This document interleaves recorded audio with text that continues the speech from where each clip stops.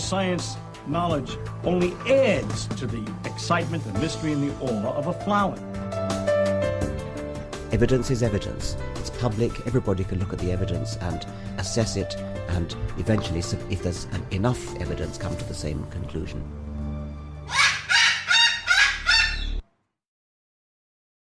The Chloe Sanctuary hopes to give you insight into the health and happiness of your companion parrots. We hope to help you build happy homes using reliable and proven tools. The best homes are built on a rock-solid foundation. And the best foundation for a happy home is the bedrock of science. When we stand on the shoulders of giants, the scientists who have worked long and diligently to understand our companions, we can reach new heights of understanding. And understanding is the key to success. I think treated, most of these birds have a good prognosis, and I would say in... What does avian veterinary medicine have to tell us about our feathered friends? How can the tools of behavior shaping make our homes happier for us and our companions? Shake. How can we deal with biting, screaming, or other misbehavior? What is it like to live among parrots? Let them roam around about you and share a life with them.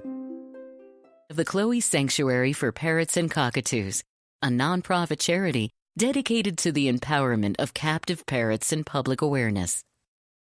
Hi, and welcome to Cockatoos with Attitude, episode 85. Resources, books you can use to learn more about parrots and to help you when you have difficulties and to prepare you for them.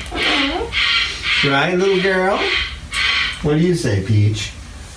What do you say, Peach? Huh? Well, a little housekeeping first. We tried turning off ads on our videos. Unfortunately, that did just the opposite of what we expected. We thought more people would join, become patrons, and give us at least $1 an episode, but that didn't happen. In fact, we kind of went down, so we had to turn the ads back on. There aren't quite as many of them as there used to be, but we still have ads there now. Please become a patron and help us out. You know, this is not easy work. Takes a lot of equipment and a lot of time to do what we're doing here. And as far as I know, I'm the only one who's loading a room full of birds and talking about parrots. But so anyway, and then our next episode after this one will be on nutrition, kind of things that you can feed your birds and what's safe and what's not, that kind of thing, and what we know scientifically. So today we're going to talk about books, okay? Books, right? What do you think? What book do you like? Well, these things come in real handy. These little ottomans that actually you can open up.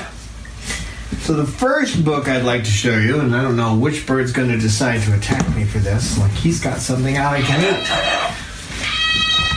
The first book is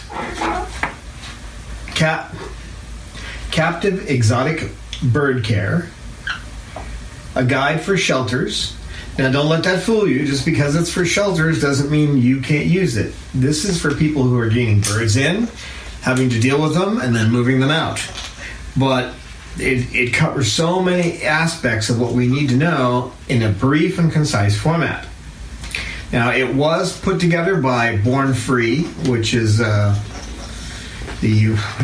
United Wild Animal Protection Institute, the Avian Welfare Coalition, and the ASPCA. So let's talk about what's in this book.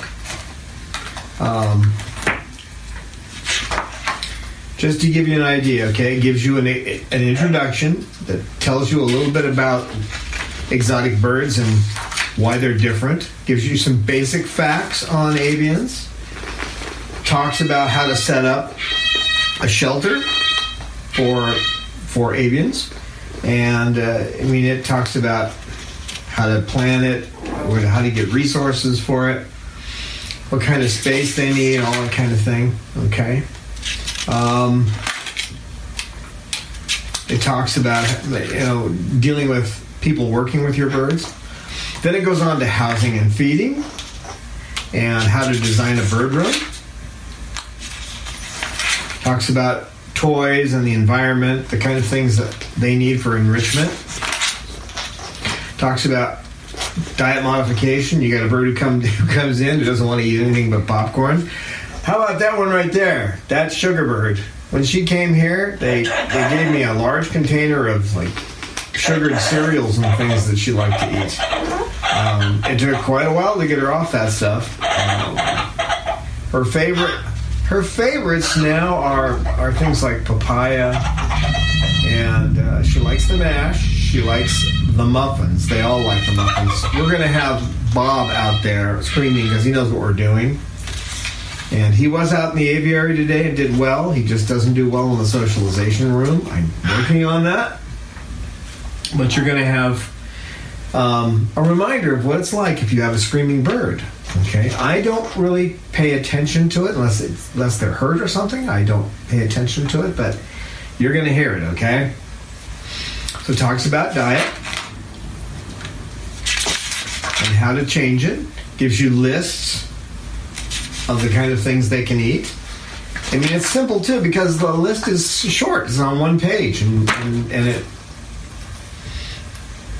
that's the fresh food list, and then it talks about feeding schedules and harmful foods and plants. There's trees and woods, nuts, fruits, vegetables, different things they can't have. Foods and drugs, we all know about caffeine, chocolates, that kind of thing. It talks about all that.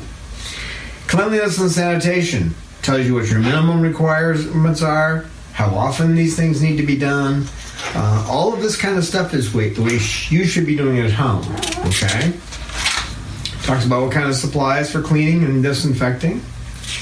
Talks about transportation, safety, leg band removal, things like that, safe toys, things that are in the environment, like smoke, that are dangerous. It talks about all that, again, in a short list. You're not having to read a ton of stuff. It's just bullet points. And so when you're dealing with bullet points, it's just easy, okay? Environmental toxins. The first one, of course, is Teflon, and it goes through all the different things that are a problem. Tells you where Teflon is hidden. You'll see something like Duracove, and you'll think, well, that's nonstick. That's okay. If it says titanium, and it says no Teflon, no PTFE in it, then it'll be fine. Or stainless steel. What's up, girl? You're just having a fun time, aren't you, Loose the Goose? Hello, Peaches. Oh, are you talking to me, girl? Sorry.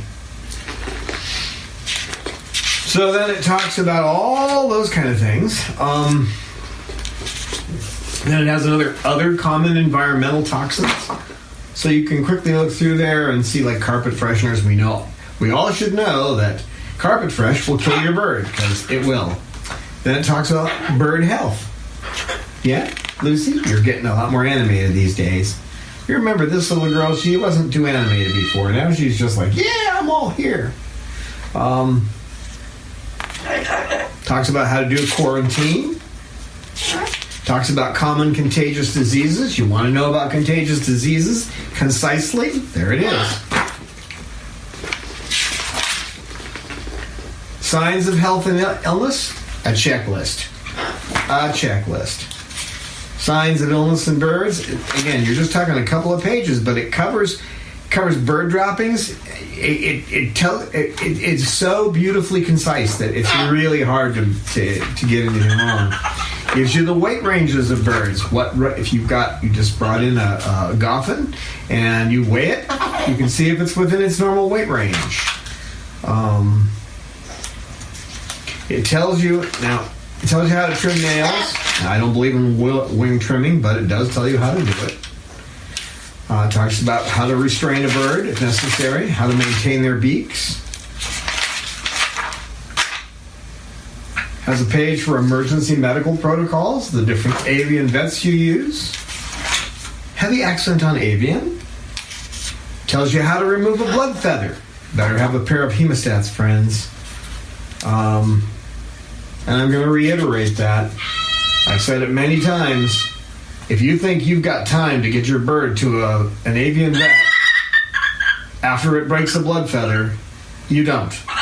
if you cut your artery and your blood is pumping out, you think you're going to drive down to the hospital to have that taken care of? No, you have to get the bleeding stopped now. That's why you have to do the blood feather removal yourself. Talks about your emergency repair, your first aid kit and all that kind of stuff. Goes through that. It has a whole section on behavior written by some person's hardly known, S.G. Friedman. Yeah. Okay. By my teacher. Gives you a good overall view of behavior and how to manage problems. Talks about training methods.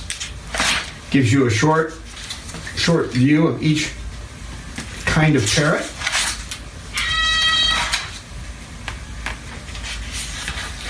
Talks about placement and relinquishment, and then there's the differences between cats and dogs, the difference in that kind of thing.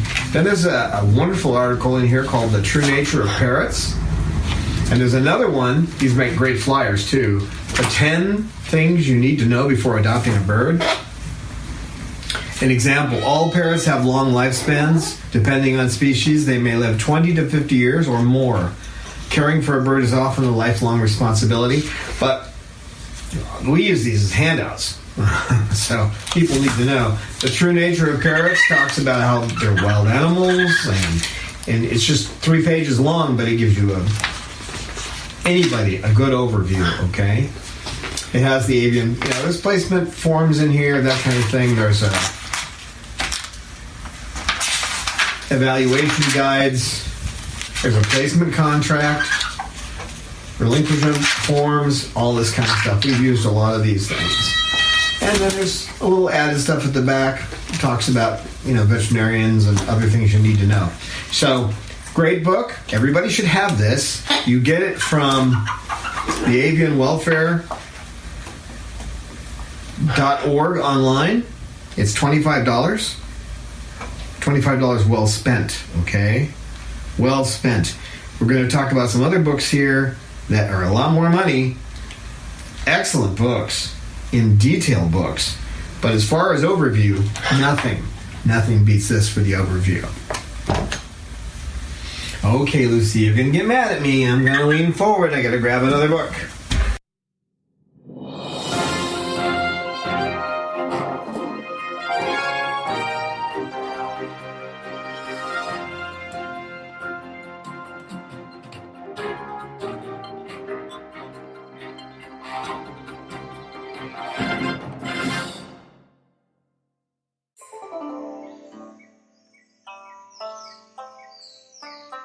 Birds may use eyesight as GPS by detecting magnetic fields.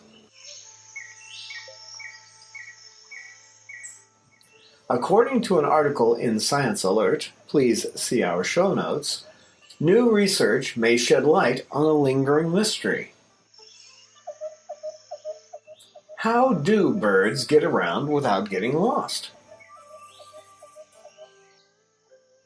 Many birds, such as ducks or geese, travel long distances, but manage it without a travel guide.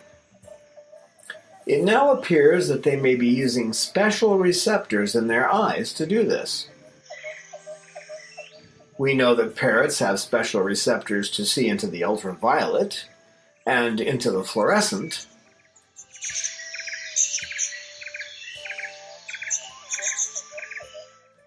Recently, researchers at the Theoretical and Computational Biophysics Group at the University of Illinois at Urbana-Champaign found links to certain proteins in the eyes of birds and their sensitivity to magnetic fields. Many hypotheses have been proposed, but so far, not one of them has removed the cloak of mystery about this unique avian ability. So, not only can they see a blemish forming on our face at 500 yards, read the temperature of our skin, see mold forming on food, they also know where we're going. Do the eyes have it? If only they could talk. Well, you know what I mean. If only they could blabber on like us humans. What they could tell us.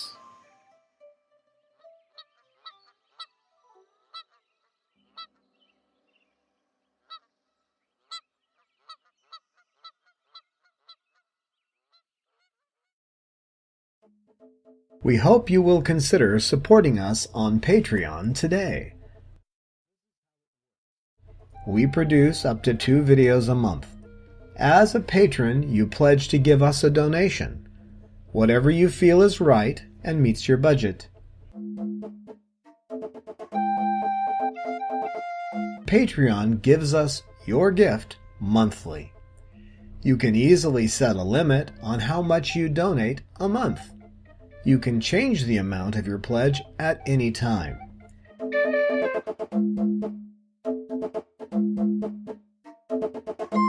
Your gift will allow us to continue bringing you entertaining and informative videos.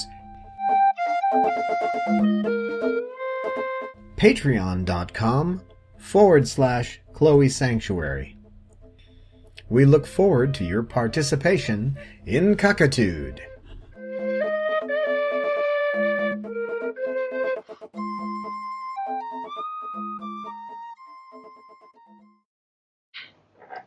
Hi, Peaches and I would like to thank all of our supporters on Patreon and those who donate through Razoo and PayPal. But our Patreon supporters are special to us: Allison O., Angelique C., Brad L., Brenda B., Rachel S., Cheryl K., Christopher, Cindy M., Sissy S., Dan H-R, Denise S., Elaine W., Emma S., Eric B., Ava H., Jennifer G., Jody, Cameron H., Karen F., Kaya E., Lena P., Lori B., Martin R., Mercedes L., Michael and Janice F., April A., Ruth C., Sherry B., Susan W., Svetla K., Tobias L., and Vivian G. And Peaches says, thank you all so much. Don't you, Peach? Yeah. Thank you all. So far, nobody's eating them, so I might try leaving them out there, see how that works. This one's been slightly modified by birds, obviously. The Manual of Parrot Behavior. Okay, you'll hear people talking on the web about, well, I've had birds for 30 years and I know all about them. If they haven't studied this kind of material, they do not know all about them.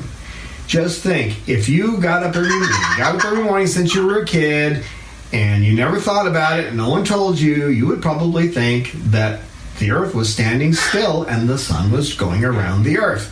That was a common belief at one time, okay? So, nobody's using my legs. My legs are awfully brown. We've been spending a lot of time in the aviary. You're going to hear a bunch of misinformation on the internet. Well, this will give you the correct information, okay?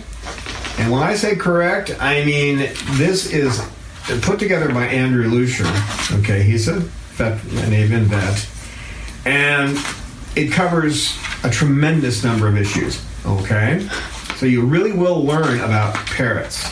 And these, for example,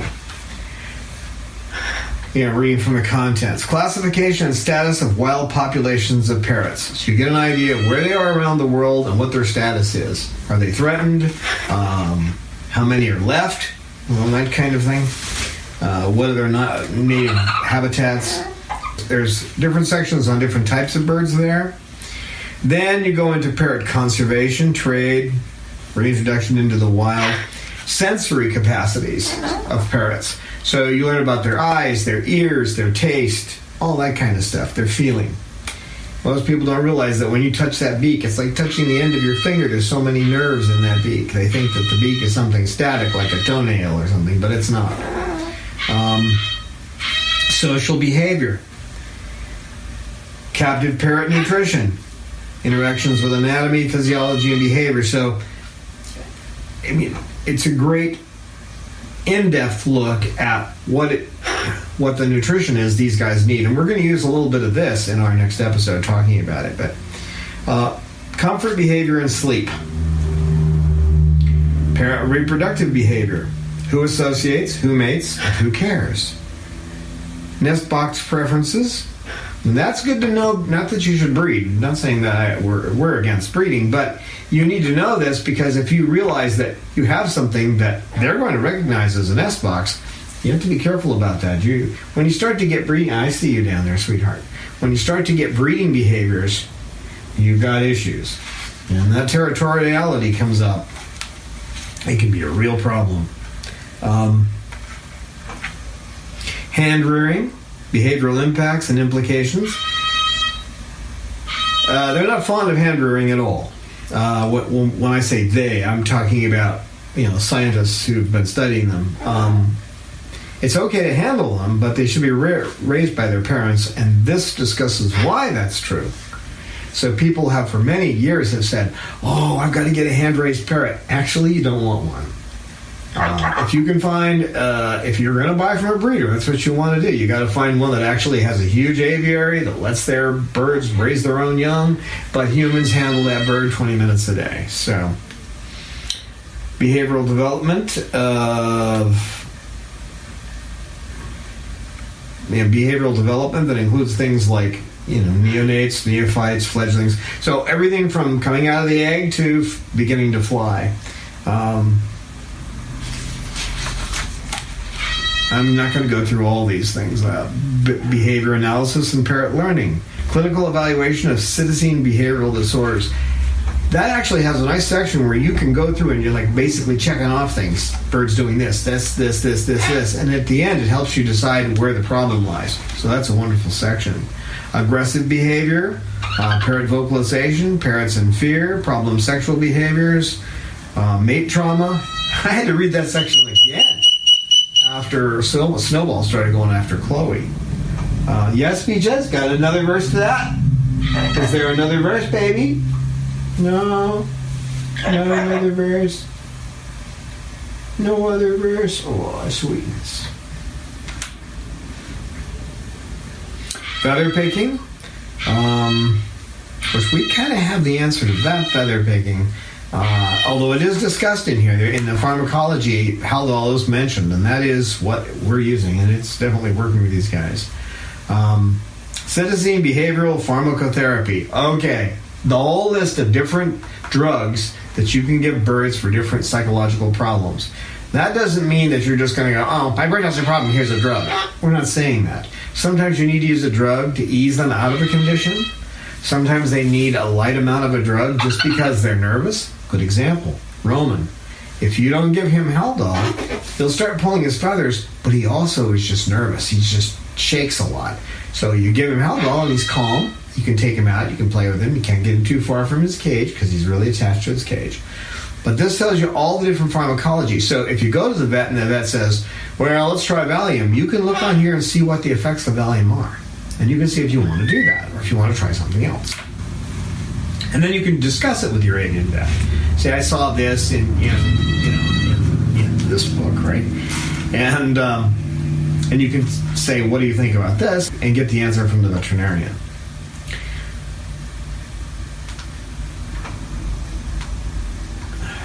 Housing and management considerations, and then just captive parrot welfare. So there are just tremendous articles written by different people with who've got some who have some weight behind them. Okay, these are not just people who are off the street. These are people who know what they're talking about. So that's a book everybody should have. It's not cheap. Last time I checked, it was around $100. But when you start talking about having to go to the vet because your bird's mutilating itself or it's screaming all the time, I think the $100 is worth it, don't you?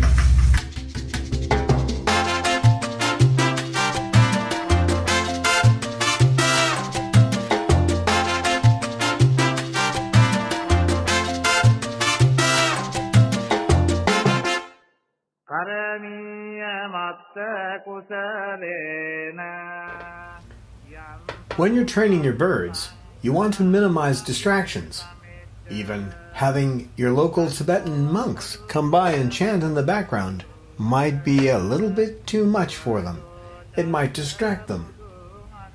Certainly the noises of the city, the bustling town, even if it's seen from the window, could be a problem. And if you go outside, you definitely don't want to be where there's a hawk in the air, or other birds or animals that could distract them. Certainly you don't want to do it on the 4th of July with fireworks blasting all around. That will definitely distract them. And that carnivore you have in your house, that cute little thing you call a pooch, you don't want a predator around when you're training your prey animals. So find a nice room, a quiet room. Maybe it has a set of stairs, or maybe it's just an empty room you don't use for anything else. Find something that has the least distractions and make that the place where you do your training.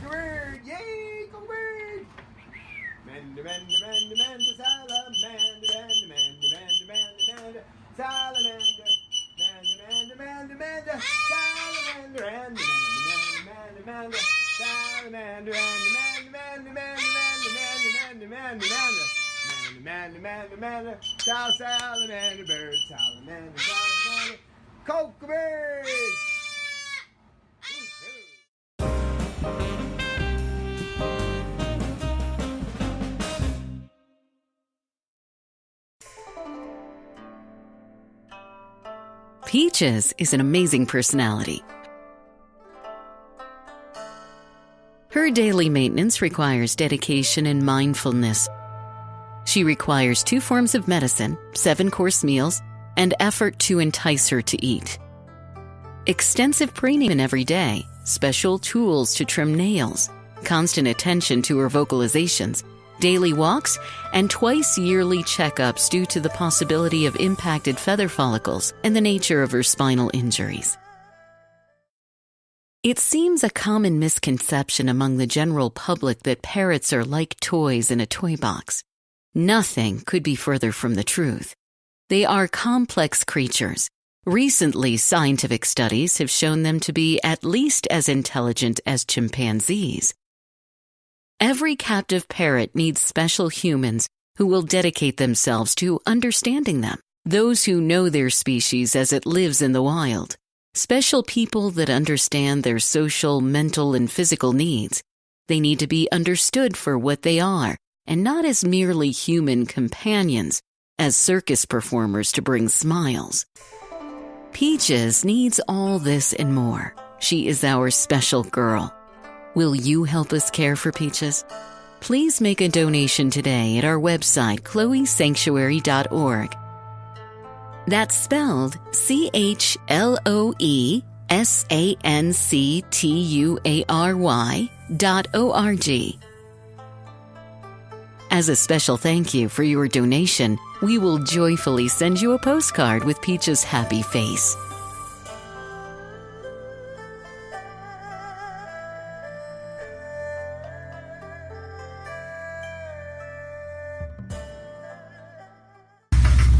Okay, you're getting, now this one has been getting a little bit into the mating behavior. You okay? I gotta get her off me for a minute. Animal Training 101. This is by Jennifer Sellex. Now, she's been training animals for forever. Okay, I mean, since she was a baby almost. She started at the age of 8. I listened to her on a podcast. But this goes through the techniques we use with applied behavior analysis and explains how you can use these with animals. It's not specifically about parrots, but it's basically the same thing with every animal. If you understand their psychology, because you understand what's in this book. Excuse me. If you fall over in front of her, she will bite you on the tail. She will cause Likewise. So, let's see. We'll take a quick look in here.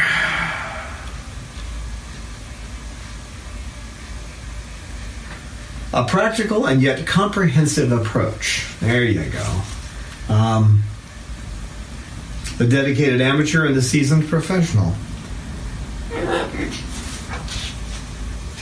Novice and intermediate trainers. So, you're going to be a novice trainer, or maybe you're somebody who already knows a little bit about ABA. She talks about how to deal with it when you're just beginning, how you're just starting out, how to start handling situations. And then it gets into all the stuff. Why should we train at all? What's the reason for training? Communication, classical conditioning. Classical conditioning. You remember when the Skinner experiment where you have the dog, and when you ring the bell, the dog salivates, because in the past, when the bell rang, food was put out for the dog. So the dog salivates as soon as it hears the bell. That's classical conditioning, okay? We use something a little different, but that's in there sometimes too. Talks about how to communicate. This goes through all the basics of what I learned, and she has a great way of talking. It all makes sense when you read it. I would say that if you got out of high school and you felt comfortable reading encyclopedia to look up some information, you shouldn't have any trouble with this. She also does teach classes. I know there's classes online. I haven't taken any yet. You can become a certified animal trainer in her classes, either by going to the facility or online. I would prefer going, of course, but I'm not going anywhere, am I? No. So Animal Training 101, get it. Okay? You need to train your bird. Even if you say, well, my bird doesn't have any problems. Okay. When it happens, what are you going to do?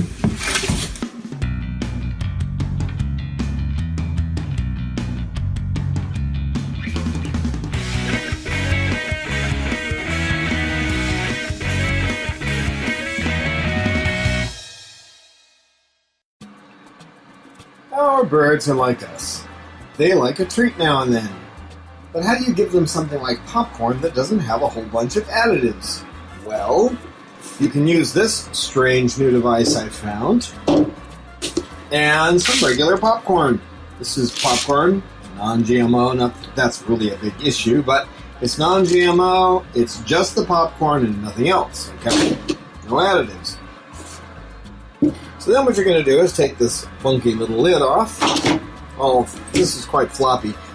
Trying to do this one-handed, folks. So you open it up like this. It's kind of floppy, all right? Then you're going to get a little bit of popcorn. You don't need much for your birds. You're going to put that in here like that. No oil, no other ingredients, because it's just for them. I'll tell you a little secret, though. If you want to make this, little floppy lid on it. If you want to make this for yourself, low calorie and kettle corn, what you're going to do is you're going to put some Splenda in there. I usually use 5 teaspoons of Splenda.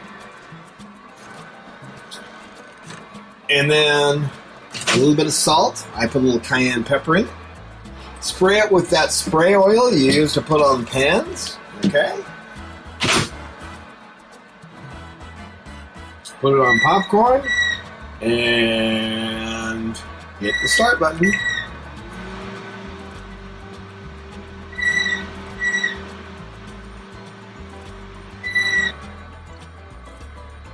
Now be careful when you take it out. I'm doing this with one hand. I would normally use 2 because it's quite hot. So the silicone will be hot when you take it out, so you're best to use a pot holder. Now there you go. Popcorn for the birds.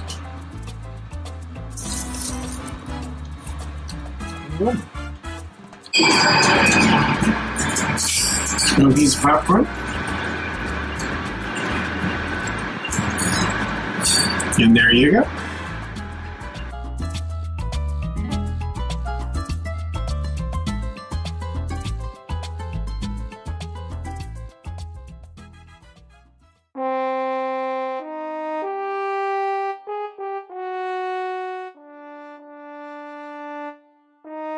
It is ignorance of Bob's nature that turned Babaloo into a living gargoyle. Bob's would-be parents made a hasty choice and found themselves in living hell, torn between guilt and frustration. I have seen the joy in Babaloo's eyes now that he has a new life with me as his companion. To see Babaloo love and trust again is worth the effort of a lifetime. But, once again, Bob is heading toward the pain of separation. My heart nearly broke the day I discovered that he was heading toward a cloacal prolapse, that his life will be cut short. To find love and acceptance and then have it stolen away from you by failing health is too much to bear. We can slow the progress of his failing health, but we can't stop it. He will need several surgeries, and eventually Babaloo will die. We want to give him the best possible life until that day. His surgeries will become progressively more expensive over time. Won't you please lend Babaloo a hand and donate to his medical fund today? Our donation button is on our webpage at www.chloesanctuary.org. Just be sure to say, "For Bob," in the notes when you donate.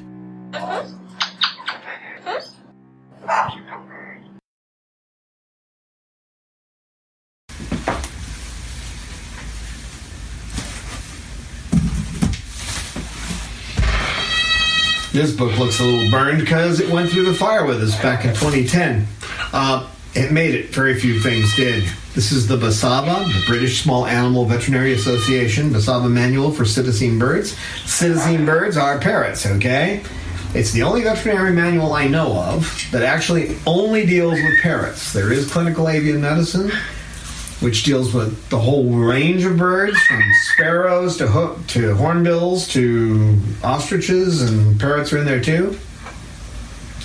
If you do spend the money for clinical avian, don't read the section on homeopathy. It's totally bunk. Homeopathy is a total waste of time. It's pre-scientific. It has no basis in fact, okay? So don't waste your time. Stick to science. Stick to things we know that work. As Tim Minchin said, what do you call something that's alternative medicine, but it works? Medicine, okay? Medicine. So this will go through, and it has charts. Someone marked a page. Wonder why I would do that. It has graphic pictures of the insides of birds and different types of operations that are done, explains the operations. At the back of the book, there are tons of flow charts. So if you have a problem, you can run through the flow chart. Let's say you've got a bird that has seizures. Well, there's a whole flow chart on checking out why what kind of things could be causing the seizures and what to do about it. It does have a section on feather picking, but we have a solution that's working better than anything that's been published so far. So has a good index. So if you're looking for something, I'll give you an example of how good this book is. I had a lady who had posted on Facebook that her bird had spots on its wings, and she took pictures of it, and they were literally round spots on the wings, discolorations. And there were tons of people saying, "Oh, try this and try that," and some were saying, "Put aloe vera on it." No, don't put anything on your bird's wings. Now, I had read about it, so I went back in here and double-checked, and that's a type of fungus that will form on the wings if there's a liver problem, a certain type of liver problem. So I told her to get to the vet. I told her what this book, I pointed to it. I said, "It's in here." I told her what page and what paragraph it was in. She went to the vet, and that saved the bird's life. So don't give advice, too. If you don't know, don't give advice. And even if you're going to, like when I told her what it was in this manual of citizen birds, I said, go to the vet. you don't want to get into the situation where you're telling somebody you know what the problem is. You can say, I saw that in here, or I've seen it before and it was this, but get to your vet and have them check it. Important. But what this will do is this goes through the anatomy in detail of birds, explains the physiology, how things work. You can learn about things like the renal shunt. If a bird has a problem and their liver shuts down, it can shunt things straight to the kidney. When that happens, you're going to see a bunch of urine. When you see a bunch of urine, that's not diarrhea. If their urine goes, so you see triple or 3 times the amount of liquid there and it's consistent for a couple of days, they're having a liver problem, straight to the vet, okay? So this is a great book for reference, and if you can sit through and read most of it, it'll really help you, because you can start going, oh, wait a minute, what's that problem that seems to be developing right here in the nair? What we have noses, they have nairs, so you look and say, well, nair's got something growing there. It's probably a rhinolith. You can read about them in here. Next book. Now, this is not specifically about parrots. It's about all birds, but it's the Manual of Ornithology. All right? By Noel S. Proctor and Patrick J. Lynch. So you want to know about... it talks about their skeletons. And there's diagrams of everything. Describes the way their muscles work. Talks about their feathers, their eyes. Goes into great detail, and what's nice is there's good illustrations, and it's simple to read. They have concise summaries. They go through details, but there's also concise summaries, and that's quite helpful, isn't it? Do you think so?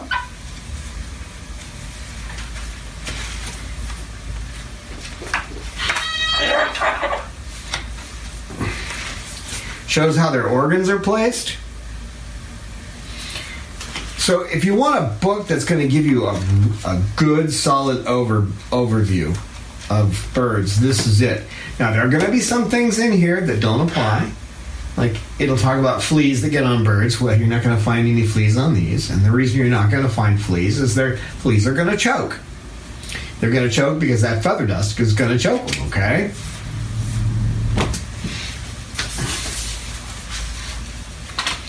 Now, this doesn't have any pictures. It has drawings, all right? But if you need to identify a parrot, do you agree with me again? Do you, Gert? Oh, okay. Peaches, what are you doing? Hello. Pippa, you've been sitting there not doing anything. Well, I know, but what am I supposed to say? So this one, Parrots of the World, is an identification guide. So if you see a parrot and you don't know what it is, then you can find it in here, and it breaks it down well in sections. So you can find it in here, find out about it. You can find out if it's, where it's located, how many there are. It talks in detail about our parrots that are still around. It even mentions the ones that are now gone. Where they're located, flock sizes, gives you a good overall view, a good concise summary of the bird that you want to look up, okay? Well, this is a great one, Parrots of the World.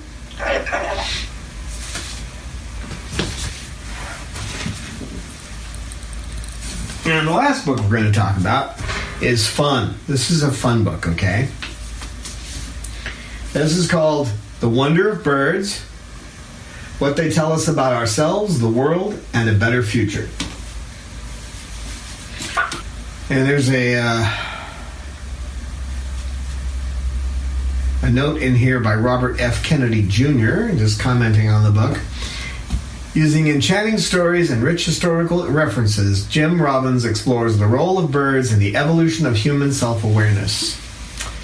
And it is a wonderful book. When you start reading this, it's hard to put down. This is the kind of book that makes you feel good, okay? It's a feel-good book when you realize how we've co-evolved with these animals. We're two different separate evolutions, but we've co-evolved with them. They're all around us, okay? I highly recommend this one as well. So, of all these books, I'm going to put them back in here because I don't want the birds to eat them. Of all of these books, my 4 essentials are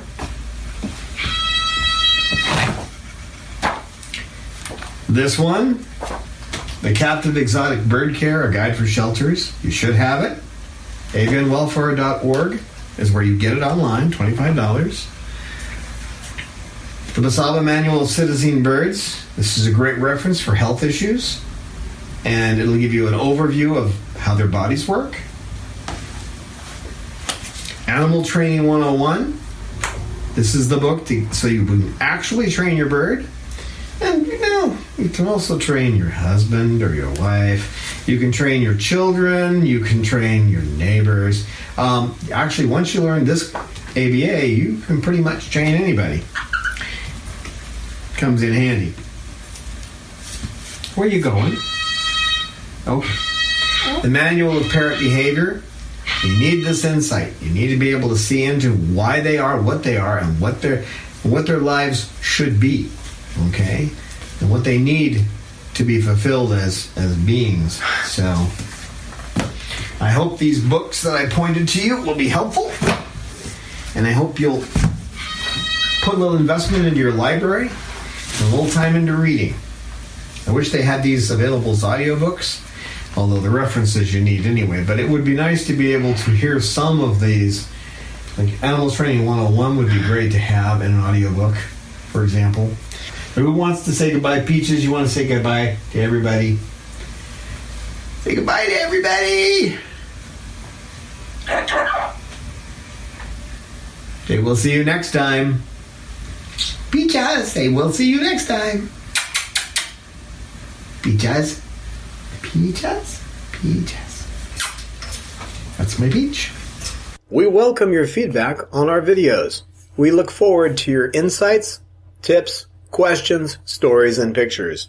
You can email us at cockatoo@chloesanctuary.org, reach us on Twitter @Chloe Sanctuary, and join with us on our Facebook Chloe Sanctuary page.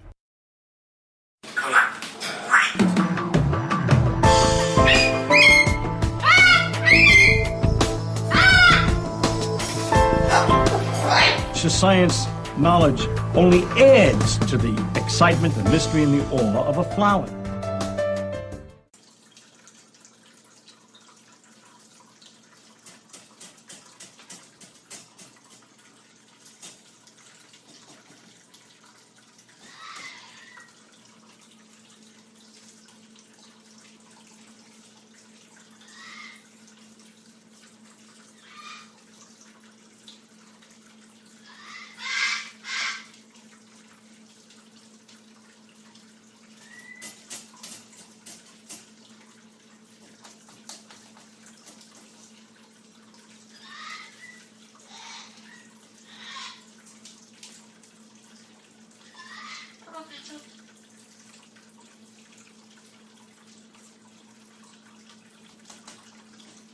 Hello, Peaches.